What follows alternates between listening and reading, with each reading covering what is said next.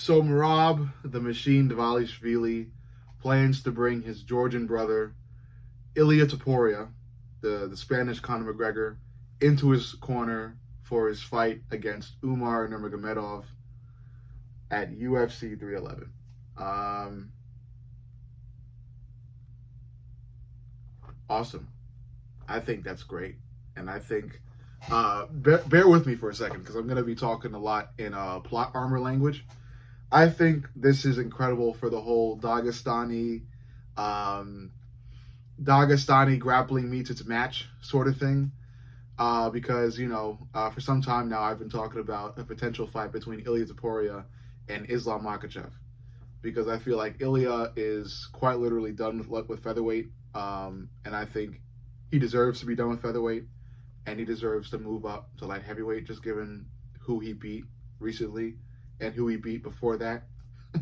um, and I think a fight between him and Islam Makhachev could metaphorically move mountains in terms of UFC plot armor.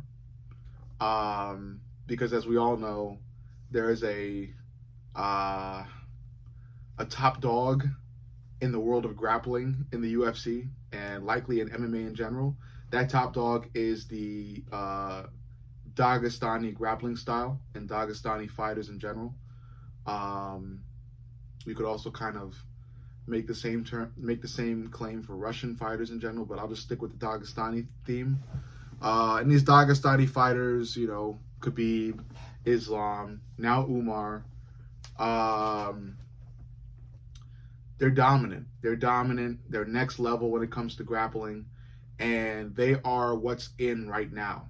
They are what's in. They are what is top echelon. And if there's one thing that time and the universe has proven to all of us, it's that change is inevitable.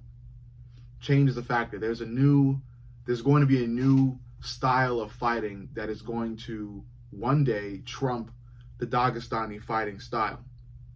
And the big question, or the $1 million question is, what is that going to be?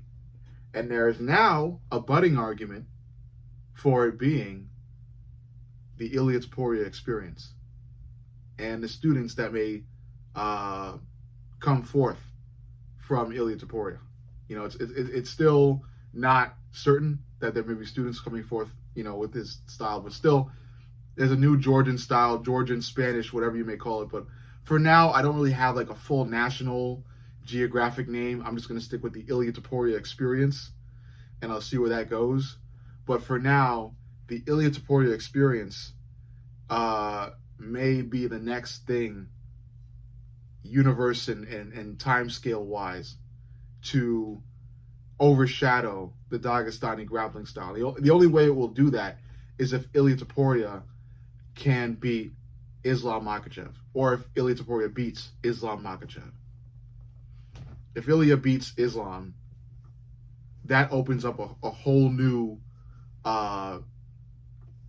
fucking huge door in reference to UFC plot and where that's headed, especially in reference to the Dagestani fighting style, and I can also pinpoint what's coming up, which is the Merab Umar fight, and look at specifically Merab and Umar. But I don't know. I feel like Merab has the same opportunity. If Merab was to somehow beat, or if Merab does beat Umar Nurmagomedov, there's still that shift in UFC plot timeline in terms of just how strong is the Dagestani grappling style and the Dagestani style overall.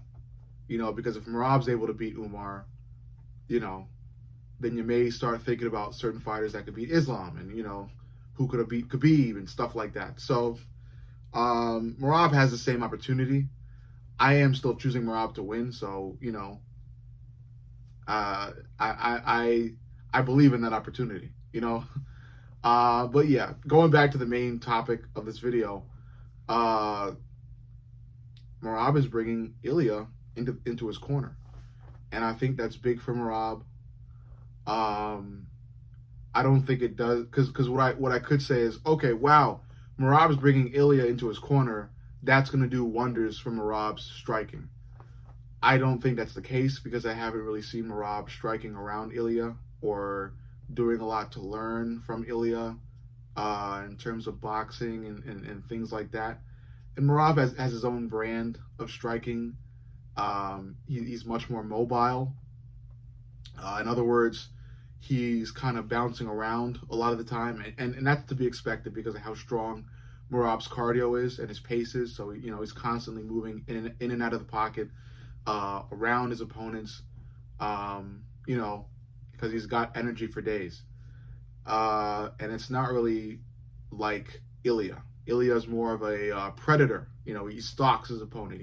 He's very still. He's calculating you.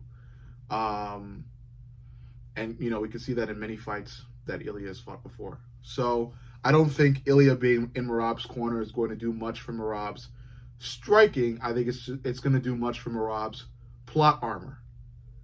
In terms of, if Merab's able to beat Umar, Ilya could definitely beat Islam, So I think Merab winning that fight is going to do wonders for Ilya as well, especially if Ilya is in Merab's corner as it happens.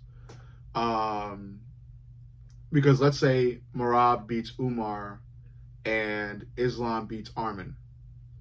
I think that gives Ilya a great chance to step into the octagon and challenge Islam. Because Ilya's already there and Ilya was already in Merab's corner, and he can use Merab's victory as a way to further push a chance for him to fight Islam, which I think will definitely happen somewhere down the line if Ilya is able to beat Volk in the rematch. I think Ilya can definitely make a move to lightweight. It just depends largely on what the UFC plans. Because there was also some breaking news involving Ilya, and I'll cover that in another video. But it's something to do with who Ilya is going to fight next and everything like that. But bottom line, for what I'm talking about right now, the UFC timeline is shifting, and I want to warn you guys about it, and I want you guys to be excited about it because I am. And I think we're soon going to finally see what style is up next to challenge and overtake the currently dominant Dagestani style of fighting. And I look forward to seeing it, and I hope you do too. But overall, you let me know what you think. Make sure you like, comment, and subscribe. But most importantly, subscribe. I love you guys, and I'll see you on the next.